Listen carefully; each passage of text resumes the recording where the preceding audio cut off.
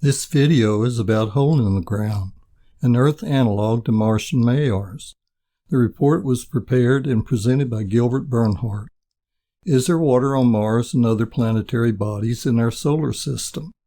This is a question worth pursuing because the survival of prolonged manned expeditions to the planets is largely dependent on finding extraterrestrial water. Martian water might lie within structures called Maars, broad, low-relief, flat-floored volcanic craters above diatremes caused by Phreatomagmatic eruptions. A Maar is a shallow volcanic crater with steep sides that is surrounded by Tephra deposits. The Tephra deposits are thickest near the crater and decrease with distance from the crater. It is formed by one or more underground explosions that occur when hot magma comes into contact with shallow groundwater to produce a violent steam explosion. These explosions crush the overlying rocks and launch them into the air along with steam, water, ash, and magmatic materials. The materials usually travel straight up into the air and fall back to Earth to form the Tephra deposits that surround the crater. When suddenly heated, 1 cubic meter of water converts into 1,600 cubic meters of steam. If this happens below Earth's surface, the result can be a vertical eruption of steam, water, ash, volcanic bombs, and rock debris. The volcanic cone produced by these eruptions are made up of mostly of ejecta and are usually of very low relief, only a few 10 to 100 meters in elevation. The research objective for this study is to analyze Tephra sediment from hole in the ground as an analog to help identify Maars on Mars and other planetary bodies. The images on the left are 2 Maars found on the Martian surface. They are located along the southern margin of Chrysi Planitia of the Simod Vallis area. The Maars are morphologically very similar to some terrestrial analogues. They have rounded to sub-rounded shapes, intact tuff rings with low inclination, and possibly tephra on the flanks. We have Maars on Earth that we can use as reference to the Martian Maars. The image on the right is Hole in the Ground, a relatively young Maar found in central Oregon. Comparisons of the Simod Vallis Maar with laboratory experiments, Rosalto and others suggested that they originated from 1 or at maximum 2 blasts, which occurred at the optimal depth to maximize the size of the craters and the distinctiveness of the morphologies. Lorentz, 1971, stated that Hole in the Ground had 4 eruptive blasts. Another analog is soil. Hole in the Ground is blanketed by 1 to 1.8 meters of volcanic ash. Warner et al. 2016 proposed that the Martian Maars may be covered from 1 to 3 meters of aeolian or loess deposits. The materials are texturally very similar and very dry. We chose Hole in the Ground as our study area for the following reasons. 1. The Maar is closest to the Oregon Coast Community College. 2. The site is easily accessible. 3. Hole in the Ground is geologically young. 4. The site is covered in 1 to 2 meters of Mount Mazama Crater Lake ash deposits. And 5. Tephra deposits have been subjected to minimal erosional damage since deposition. Hole in the Ground is located on the northwestern edge of Fort Rock Christmas Lake Valley Basin of Lake County, Central Oregon, northeast of Crater Lake, near Oregon Route 31, approximately 32.2 kilometers on a bearing of 134.7 degrees southeast of Lapine, Oregon. The dimensions of Hole in the Ground is approximately 1.37 kilometers east-west by 1.68 kilometers north-south. The floor of the crater has an elevation of 1,323 meters. The surrounding landscape has an elevation of about 1,417 meters. The rim ranges in elevation from 1,430 meters to 1,480 meters. At the time the crater was formed between 13,500 and 18,000 years ago, a lake occupied most of the basin, and the site of the eruption was close to the water level near the Paleo Lake shoreline. 13 test site locations were chosen for this study, 3 on the rim, south, west, and north, and 10 located in cardinal direction radiating away from the center of the Maar at 1,000-meter intervals. The east, south, and west lines were sampled to 3 kilometers from the center of the Maar. The north line was limited to 1 sample point beyond the rim at 1,000 meters, N2, due to a younger basalt flow overlying the older hole-in-the-ground Tephra. Friedel, in his 1994 paper, stated that during late Pleistocene, the Fort Rock Basin was a large lake that reached a maximum elevation of 1,384 meters. The mean lake bed is 1,309 meters. At its maximum, the lake filled the basin up to 75 meters deep, with a surface area of over 2,300 square kilometers. Note, in the lower image, the floor of the hole-in-the-ground crater is lower than Fort Rock, a tough ring Maar formed within the lake of Fort Rock Basin. Paleo Lake Fort Rock was the smallest of the indoor pluvial Pleistocene lakes in Oregon. Friedel, 1994, stated that during the Pleistocene and early Holocene, Paleo Lake Fort Rock encompassed the entire basin. A pluvial lake occurs when warm air from arid regions meets chilled air from glaciers. This creates an environment of cool, rainy weather beyond the terminus of the glacier. That humid climate was present during the last glacial period in North America and caused more precipitation than evaporation. The increase in rainfall fills the drainage basin and forms a lake. The age of the terrace coincides with the highest stand of the Paleo Lake and with the glacial maxima that occurred about 68,000 years before present. Hole-in-the-ground Tephra was deposited on the highest terrace under 0.8 meters of Mount Mazama ash. Paulina basalt flow number 3, flow number 2, and flow number 1 crop out in all of the mapped area except the south and southeast. In the south and southeast, the Payurl upper ignimbrites and the Hayes Butte basalts are found. Note that the sample areas were restricted in the northern portion of the study area. We could not core through the younger Paulina basalt flow number 3 to get to the older hole-in-the-ground Tephra. 2 sets of 2 normal faults trend across the study area, one from the southwest to the northeast, and the other set trend from the southeast to the northwest. This cross-section after Lorenz, 1971, through the crater show that the Tephra from the hole in the ground has been covered by meters-deep lake deposits. Therefore, no samples were taken in the crater. Geophysical measurements indicate a domal intrusion of basalt lies about 600 meters below the crater floor and extends upwards as a ring dike around the margins of the crater, about 200 to 300 meters below the crater floor.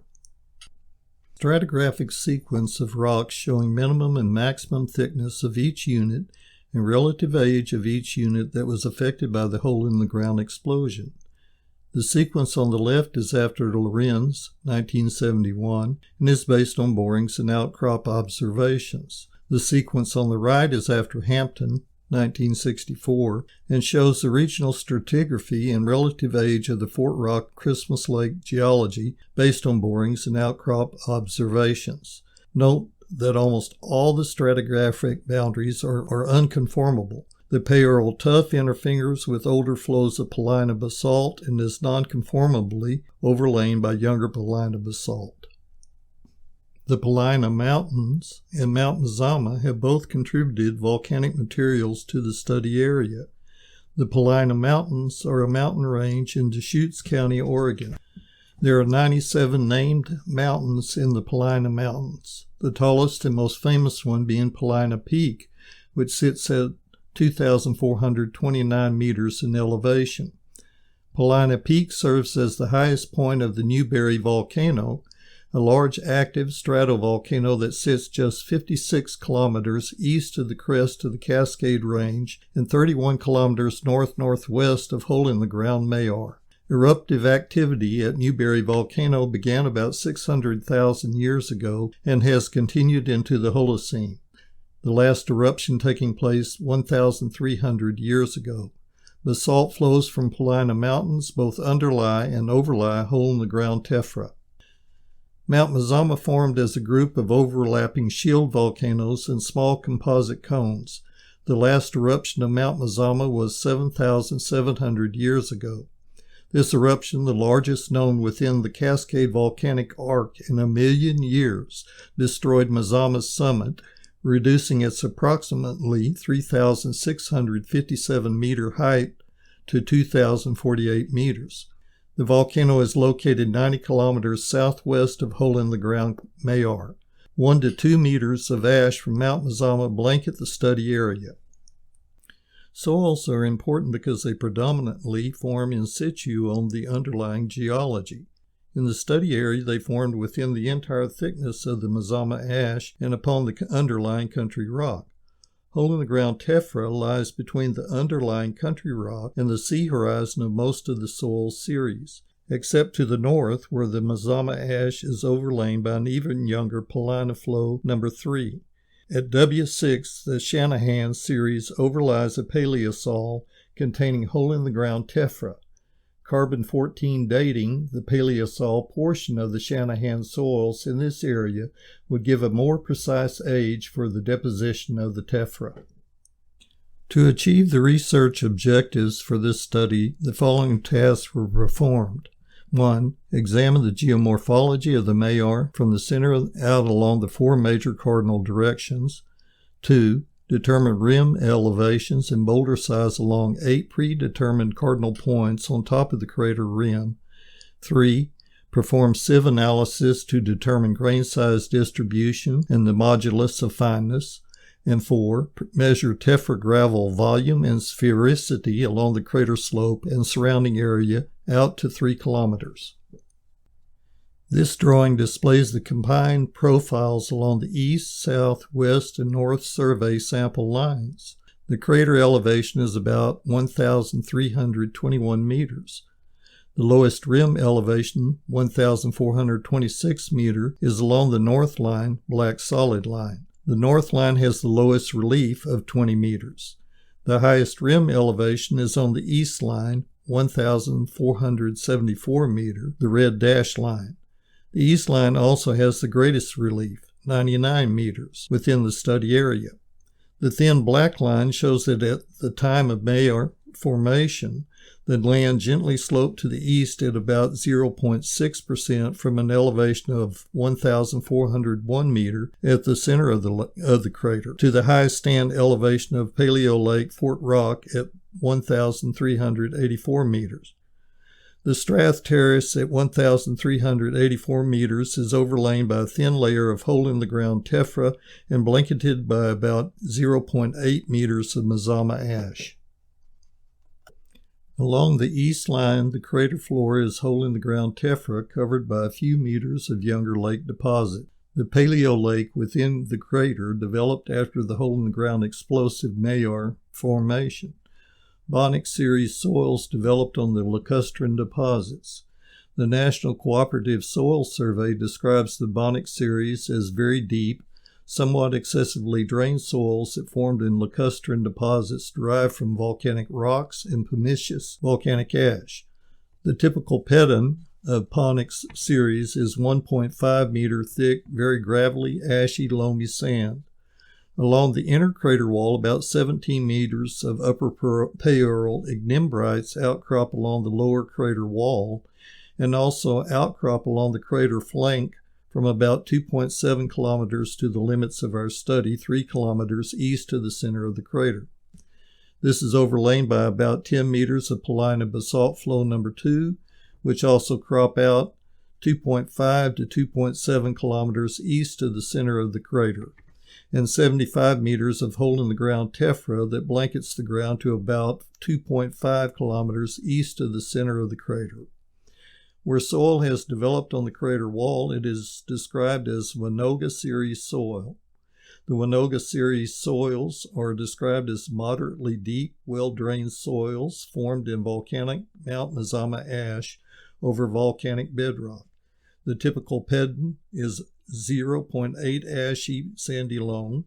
Along the eastern slope overlying the hole-in-the-ground tephra are Weigert series soil, Laidlaw series soil, Consider series soil. The Weigert series consists of moderately deep, somewhat excessively drained soils that formed on Mount Mazama, ash, and pumice over hole-in-the-ground tephra. The typical pedant is 0.8 meters thick, gravelly, ashy, loamy sand. The Laidlaw series consists of very deep, well-drained soils in swells on uplands. They formed in Mount Mazama ash and pumice over hole-in-the-ground tephra, Paulina basalt flow number 2, and the upper Paleoral ignimbrites outcrops, colluvium and alluvium. The typical pedant is about 1.6 meter thick, ashy, sandy loam. The Consider series consists of shallow, somewhat excessively drained soils that formed on volcanic ash and pumice over residuum derived from basalt. The typical pedant is about 0.5 meter thick, cobbly, ashy, loamy sand. The only rocks that crop out along the south crater wall are the upper Paleoral ignimbrites, overlain by hole-in-the-ground tephra that blanket most of the study area to the south. At two small areas near 1.5 kilometers and 2 kilometers, the upper Paleoral ignimbrites crop out. A thin layer of Mount Mazama ash blankets the surface.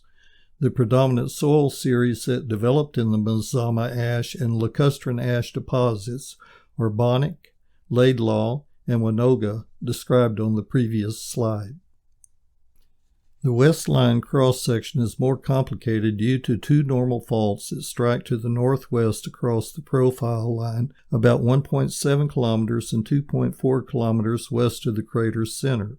From older to younger, lower Paleoral volcanic sediments, upper Paleoral ignimbrites, and hole-in-the-ground tephra are exposed on the west crater wall. The upper Paleoral crop out on the crater flank between about 1.2 kilometers and 1.4 kilometers along the flank and from the center of the crater. Paulina basalt flow number 3 crop out about 1.4 kilometers and 1.75 kilometers. Paulina basalt flow number 2 crop out between about 1.75 kilometers and 2.4 kilometers. Paulina basalt flow number 1 crop out between about 2.4 kilometers and the end of the project. The dominant soil series along the traverse are Bonic, Winoga, Laidlaw, Shoecache, and Shanahan. The Shoecache soil series consists of very deep, somewhat excessively drained soils that formed in Mount Mazama ash over mixed gravelly colluvium on the lava plains, lava plateaus, and hills. The typical pedant is about 1.6 meter thick, ashy, loamy sand. The Shanahan series consists of very deep, somewhat excessively drained soils that formed in Mount Mazama ash over buried, loamy paleosols. The typical pedant is about 0.7 meter thick, gravelly, ashy, loamy, coarse sand. The rocks that crop out along the north crater wall from older to younger are the upper Paleoral ignimbrites, Paulina basalt flow number 1, Paulina basalt flow number 2, and overlain by hole-in-the-ground tephra that blanket the north line to about 1.6 kilometer. The Paulina basalt flow number 3 crop out between 1.6 kilometer and the end of the project. A thin layer of Mount Mazama ash blankets the surface to the north. The predominant soil series that developed in the Mazama ash and lacustrine deposits are Bonic, Winoga, Weigert, and Laidlaw. The Weigert soil series consists of moderately deep, somewhat excessively drained soils that formed on residuum derived from basalt. The typical pedant is 0.9 meters thick, gravelly, ashy, loamy sand. The other soil series were described in previous slides. Presented on this graph are the elevations obtained at predetermined coordinate points located on the rim and the largest boulder on the Maar rim nearest to the predetermined coordinate point. The points were located along the cardinal directions from east to southeast to south to southwest to west to northwest to north and to northeast. The elevation trend shows with an R-squared of 91.86% certainty that there is a correlation between elevation and location. The elevation is highest to the east and lowest to the west. This indicates that the tephra blasted from the vent accumulated on the leeward side of the vent to the east and least on the windward side to the north-northwest. The difference in elevation between the highest rim elevation on the east and the lowest located on the west is 44 meters. The gross volume of the largest boulder nearest to the predetermined rim coordinates were measured by multiplying the long axis in meters times the intermediate axis in meters times the smallest axis in meters. The largest boulder was located to the west and has a gross volume of 331.5 cubic meters. The smallest boulder on the rim, located to the east, has a gross volume of 201 cubic meters.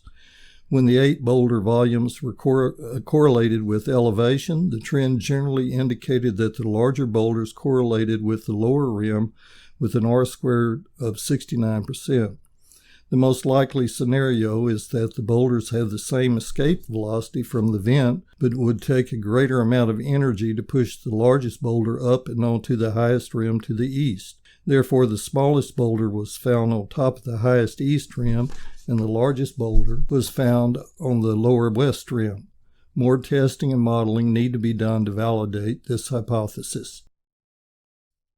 A 2 cm wide by 20 cm long hand corer with extensions was used to obtain samples from the designated sample sites. This photo shows NASA Space Grant Research Assistant Dylan Rodriguez Barrera and myself placing the first 20 cm sample onto the sample tray. Examples of 2 common soil series found in the project area: the Laidlaw soil series on the left and the Winoga soil series on the right. The sample trays are 1 meter in length. Soil samples were collected to the top of the R soil horizon. The entire soil sample were then placed into a sealed 1-gallon plastic bag for laboratory processing. The top or surface is at the top of the photograph. The black tape on the sample tray denote 10 centimeter divisions to 40 centimeters and 20 centimeter divisions from 40 centimeters to 1 meter.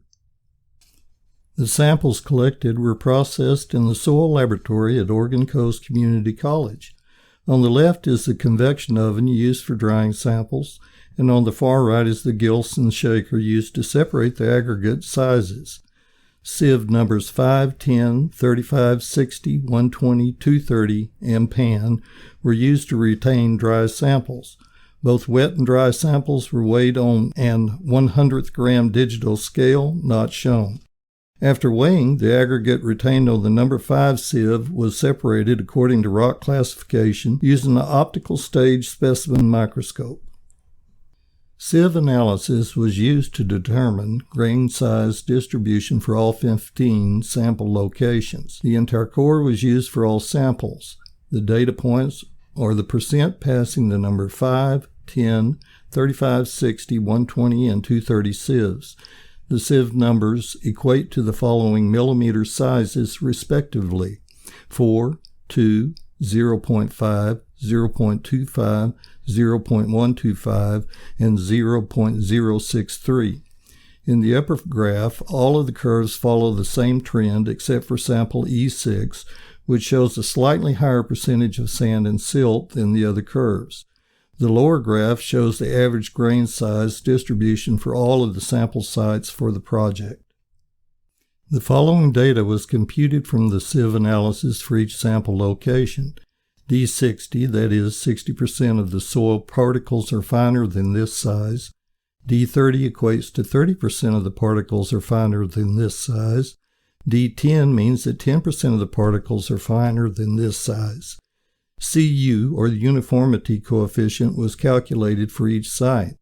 The uniformity coefficient is derived by dividing D60 by D10. If the uniformity coefficient has a value between 4 and 6, the soil is classified as well graded.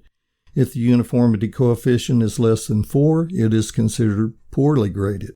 The coefficient of curvature was also obtained from sieve samples at each sampling site. Coefficient of curvature is a value that can be used to identify poorly graded soil. Coefficient of curvature is derived by dividing D30 squared by the product of D60 times D10. A well-graded soil has coefficient of curvature between 1 and 3, as long as the uniformity coefficient is also greater than 4 for gravels and 6 for sands. The Hence fineness modulus was determined from each sieve analysis. The fineness modulus is the sum of the percent retained on each sieve divided by 100. This is then plotted on the modulus graph as shown on the slide to obtain average grain size. Therefore, if the cumulative percent retained is 275, and this is divided by 100, then the Hence modulus is 2.75. Referring to the Hence modulus graph, lower middle, the average value of aggregate is between the second and third sieve, and the hypothetical average aggregate size is 0.525 millimeter. A correlation chart showing the relationships between fee sizes, millimeter diameters, size classifications, according to Wentworth 1922, ASTM, and Tyler sieve sizes. The chart also shows the corresponding intermediate diameters, grains per milligram, settling velocities, and threshold velocities for traction. On this chart, the hypothetical fineness modulus of 0.525 millimeter equates to coarse sand. The data obtained from the aggregate distribution curves shown in slide 26, the average D10, D30, and D60 respectively, is 0.065 millimeter, 0.138 millimeter, and 0.484 millimeter. The average coefficient of curvature value is 0.667, and the average uniformity coefficient value is 6.712. The average Hence fineness modulus is 1.072 millimeter. According to the coefficient of curvature, uniformity coefficient, and Hence fineness modulus, the average sediment description for soil, including Mazama ash and hole-in-the-ground Tephra, is a poorly sorted, gravelly, clayey, and silty, very fine sandy soil. According to the U.S.D.A. NRCS soil texture calculator, it is a loamy sand. A contour map showing the distribution of average grain size per Hence fineness modulus of the sieve soils in the project area. The contour interval is 0.05 millimeters. All the tephra falls in the range of coarse ash ranging from 1.38 millimeters to 0.75 millimeter. The coarser grain sizes are found west of the hole-in-the-ground Maar, and the finer grain sizes are generally found east of the Maar. This indicates a prevailing westerly wind at the time of the eruption of Mount Mazama. However, gravels retained on the number 5 sieve, which is primarily composed of hole-in-the-ground tephra, would affect the fineness modulus. The average percent gravels retained on the number 5 sieve is greater on the north line, 4.27%, and the west line, 5.62%, than on the east, 2.74%, and the south line, 2.49%. This may be due to the slight dip of the beds to the southeast as suggested by Lorentz in 1975, or a prevailing westerly wind at the time of the hole-in-the-ground eruptions and tephra deposition. Gravels retained on the number 5 4 millimeter sieve from each sample location were sorted by rock type and formation. The rock types found were 1. Mazama pumice, 2. Basalt, and 3. Tough ignimbrite and tufaceous sediments of the Payurl Formation. Measurements of the long, intermediate, and smallest axis were made with the 1/10 micrometer shown. The Mazama ash was discarded because it is younger than the Maar blast event. The remaining sediment comprised the tephra from the hole-in-the-ground Maar found in the C and R horizons of the soil at each sample site. Thorensen and Sigurdur in 1954 described tephra as fragmental material produced by a volcanic eruption regardless of composition, fragment size, or emplacement mechanism. However, Lockwood and Hazlitt, 2010, include only airfall ejecta in their definition. A total of 335 tephra gravels were recovered and measured. In the example, the long axis of the basalt class measures 13 millimeters. The lower photograph is an example of tephra recovered from the sample sites. The percentage of pumice gravels from the Mazama ash, the percentage of tuff, ignimbrites, and tufaceous sediments from the Payurl Formation, and basalts from each test locality is given in the chart. 100% of the gravels recovered from the South Rim, North Rim, N2, E2, E4, and E6 were hole-in-the-ground tephra. At the other 7 localities, the percentage of hole-in-the-ground tephra varied from 60% at S2 to 95% at W Rim, or West Rim. The average long A-axis, intermediate B-axis, and short C-axis were calculated for all tephra gravels at each sample point and recorded on this chart. The gross volume cubic millimeters for the average class was obtained for each sample site by multiplying the A times the B times the C axis. The average A-axis of the sample tephra at each sampling site fell between 10.5 and 6.9 millimeters for an overall average of 7.9 millimeters. The average B-axis of the sample tephra at each sampling site fell between 7.1 and 5.2 millimeter for an overall average of 6 millimeter. The average C-axis of the sample tephra at each sampling site fell between 3.6 and 5.2 millimeter for an overall average of 4.1 millimeter. The average gross volume at each sampling site fell between 129.4 cubic millimeter and 375.5 cubic millimeter for an overall average tephra gravel volume in the study area of 194.3 cubic millimeter, indicating a surprising uniform shape and volume of the tephra distributed throughout the test area. The average gross volume of the Maar gravels was plotted and a contour map was constructed. The contour interval is 30 cubic millimeters. Generally, the average largest gross volume of Maar gravels was found west and southwest of the rim, and the smallest average gross volume of Maar gravels was found to the east and southeast.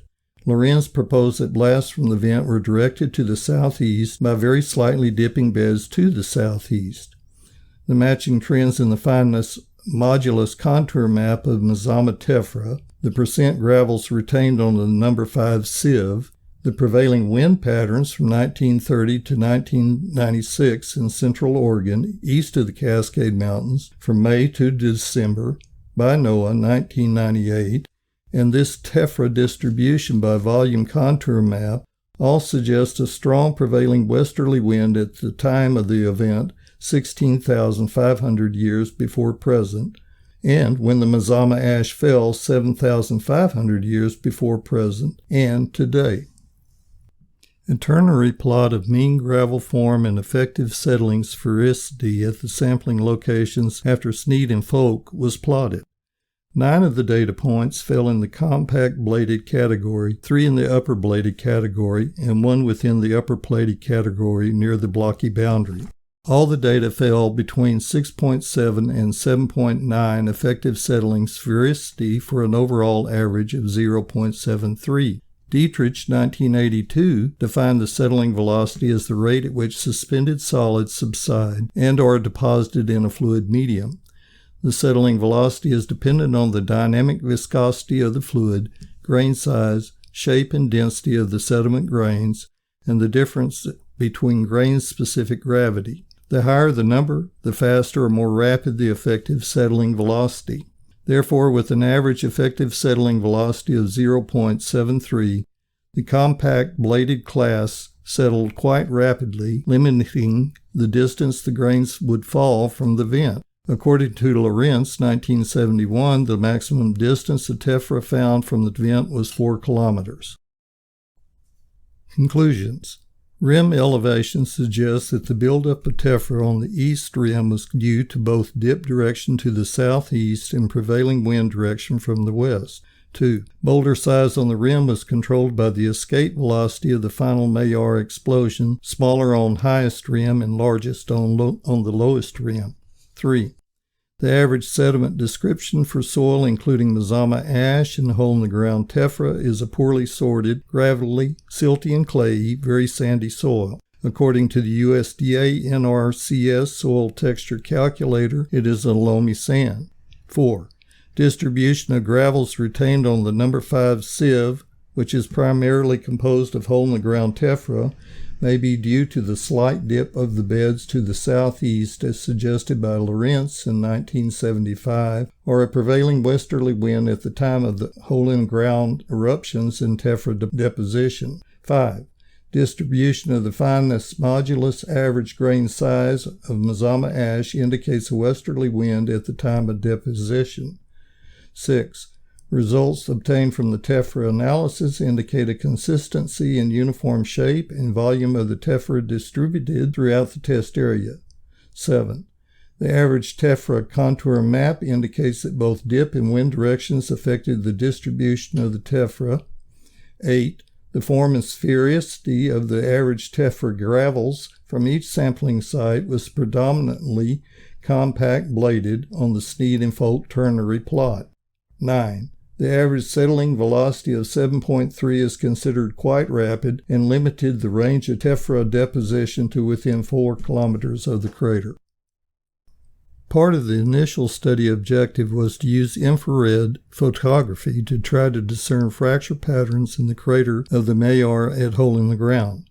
No discernible fracture patterns were found using this methodology. This was due to several factors. 1. We were not allowed to drive to the crater floor. 2. High winds prohibited the use of helium balloon or a drone. 3. All shots were taken at an oblique angle to the crater floor from 8 predetermined cardinal points around the rim. And 4. The weather fluctuated from cold and sleety conditions to hot and dry during the time of photography. This study would not have been possible without the help of many individuals. I wish to thank the following scientists in the photographs from upper left to lower right. Photograph 1 is the author and his student assistants Emily Bronstein and Dylan Rodriguez Barrera. Photograph 2, co-investigator Matthew Fisher. Photograph 3, senior citizen scientist Larry Epperson. Photograph 4, senior citizen scientist Evans Longshore. Photograph 5, senior citizen scientist Jerry Robbins. Photograph 6, senior citizen scientist Nancy Bernhardt and volunteer geology student Cesarina de Blasi. And photograph 7, master fabricator James Kasner. They all donated their time, money, and labor for the love of science and to the project. Thank you all. The following 3 slides list the authors and papers cited for this presentation.